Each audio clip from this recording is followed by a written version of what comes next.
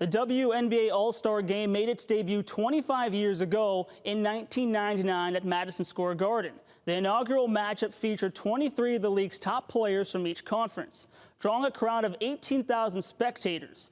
Over 2 quarters of play, the Western Conference secured a 79-61 victory, marking their first ever win in the All-Star competition.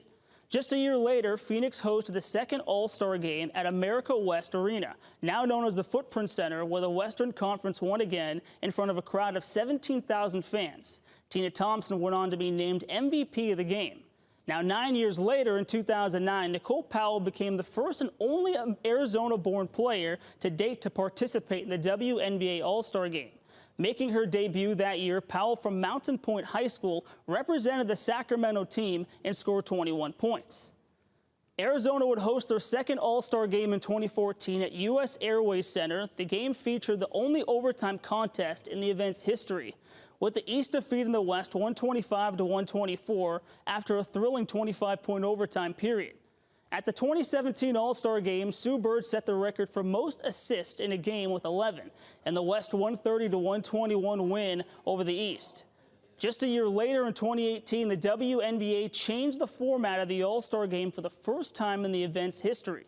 The league implemented a pick-your-team format, moving away from the traditional East versus West matchup. Prior to the change, the West had dominated the East with a 10-3-1 record. Now, last year's WNBA game saw a new scoring record set, with Team Stewart defeating Team Wilson by a final score of 143-127.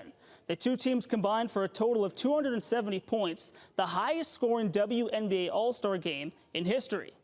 Now, there was no shortage of scoring during the 2023 All-Star Game. Jewel Lloyd set a new scoring record, pouring in 31 points to surpass the previous high of 30 points. Phoenix will host their third WNBA All-Star Game at the Footprint Center this weekend. At the touchscreen, Joseph Hurtado, Cronkite News.